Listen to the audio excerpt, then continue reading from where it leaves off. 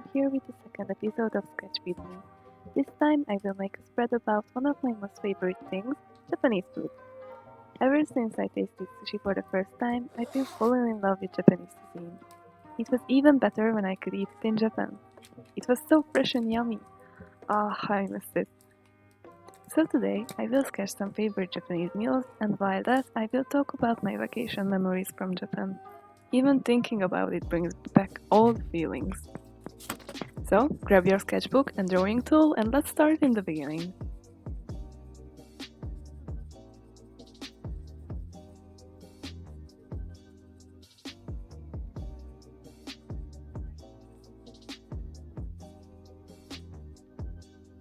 The first time when I had opportunity to go to Japan was in 2018 July.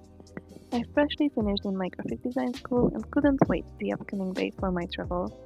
I had the tickets from February or March because I was planning to visit my boyfriend. I was all excited. I have never traveled abroad alone, especially this far. I had to change flights, so it was even more scarier in my mind. The thing which kept me calm was the fact that I can have free ice cream in the Dubai airport. That mango ice cream was so good. On the first plane, I even made some talk with the passenger next to me. He was an Italian man and he was on a business trip to China.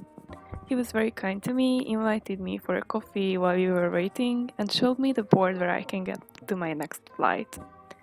I had fun waiting on the airport, I made some sketches and walked around to spend some time. If I remember right, on my flight to Osaka, I sat next to a Japanese couple my age, and I remember the flight attendants gave us wrong customs survey, so we just switched it. I could even have a sleep, although not much. I can never fall asleep on flights on the way to abroad, only back to home.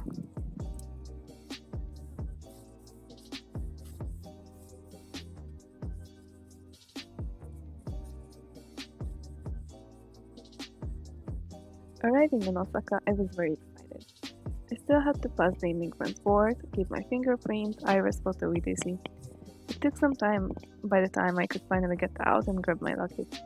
To my surprise, it was already organized next to the convoy belt, even color organized, so it was even much more easier to find my pink luggage. In some minutes, my boy found me and we took our way to our place. When we got in the first train, it was such a weird feeling that I still remember it. I felt home. I can't explain, but I feel like that every time I'm in Japan. I just feel I'm home.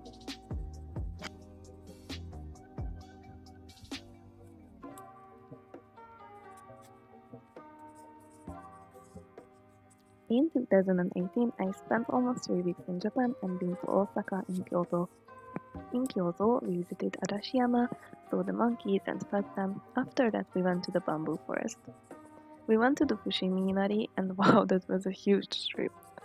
I remember we were very exhausted physically, but were so happy we got to the top. Then climbing back, wow, this was another full trip. We had several great meals together. I got to introduce to karage at that time. I love it since. I had the chance to go to the Tanabata Matsuri, which is a summer festival celebrating the meeting of Warihiman and Hikoboshi in every year, the 7th of July.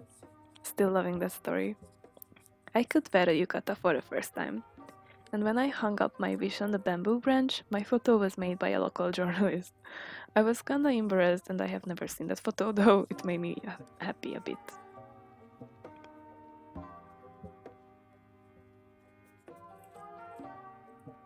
My boy had to work daytime, so there were a lot of times when I wandered around the city alone.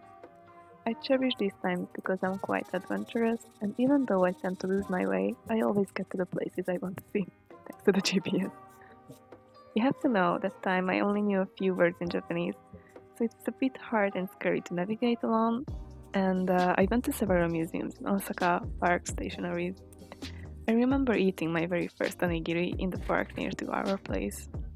Those times were very peaceful, especially thinking about that I couldn't be so free now.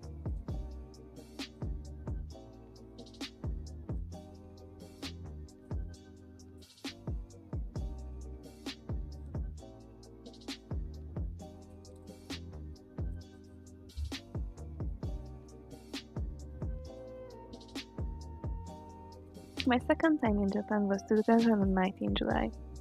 This time I spent 1.5 months there. Same reason, but so much different time. On the flight, I've got seat next to two men from my country, so we could talk a lot and ease up from the flight stress a bit. Couldn't sleep again though. When we arrived and we got out from the customs, they were stopped by local news reporters, and I was happy I was still looking for my luggage because I can be very awkward on camera. But I've been stopped by a police officer. She asked questions about why I've came to Japan in Japanese.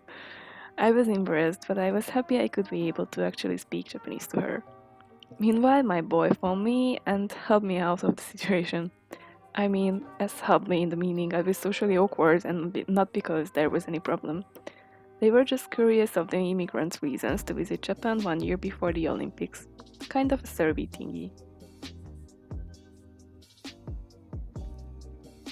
Before we got to our place, we went to a kaiten sushi restaurant, which is a combi-bed sushi restaurant. I was so tired, I only realized where we are when we arrived. I was very happy. We had lots of sushi, and I can't wait to go back to that place again. This time we've gone to Kyoto 3 times, if I remember right, once to Wakayama, and also went to the Umeda Sky building once in Osaka. Every time. We visited the Ginkakuji, Heian-jingu, and Ryodo-in in Kyoto. Been to Wakayama-jo, a matsuri that was held that time, and to the beach. My boys both took us there. He was very kind to drive us through his hometown all day. At night we walked into the sea barefoot. It was a time I am very grateful since. We had Wakayama ramen and it was the most delicious in my life.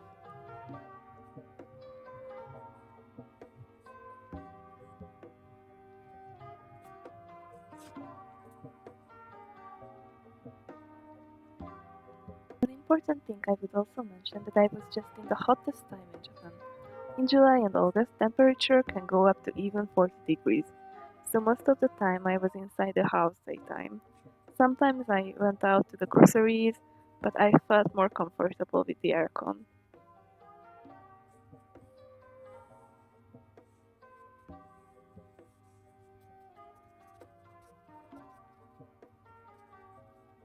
We had yakiniku, which is Korean barbecue, several times, and I've also met some friends in my free time.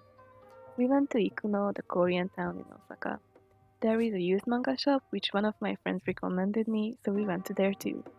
Bought several original language manga, and I was really happy I had the chance to do so. They are very good quality and much more cheaper.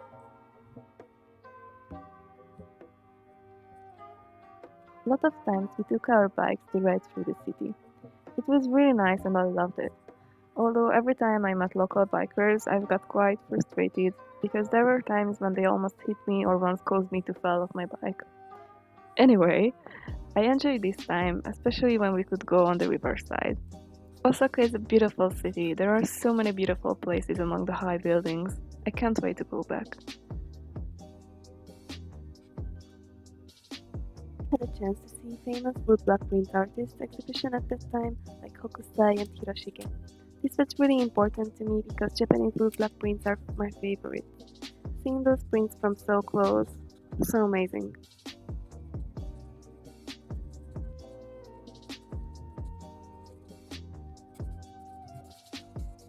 Lately, I also made some of these meals because I miss Japan so much. It helps my homesickness a bit. Nakomama is really good, it's very simple, but I also added some mayo. I've just got a rice cooker, so it's even easier to make rice at home, and I'm very happy. It's like falling in love. Another new favorite is butter rice. I just finished the Japanese TV show Midnight Diner and got the idea from there. It's also very delicious and easy to make. You only need rice, butter, and soy sauce.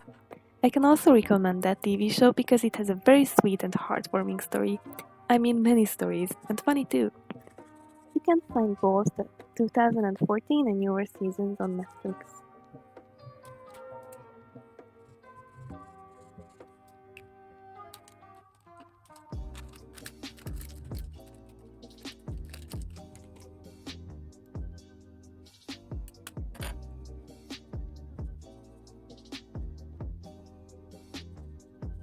I used with a take brush pens for line art and the black parts, and some highlighters from Korea to color them. Try everything when you have a chance, they are all very tasty. I mean the meals, not the tools.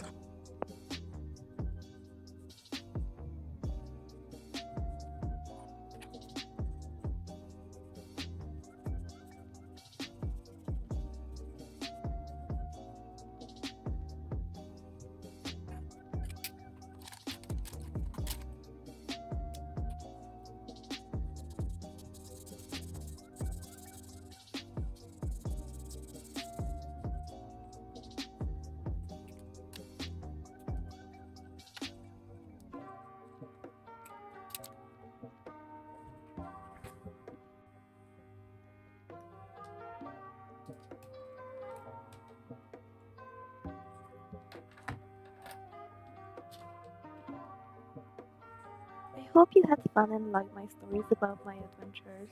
Don't forget to like this video, leave me a comment, share this video with your friends, and subscribe to my channel so you can see more videos from me. See you next week too. Bye bye!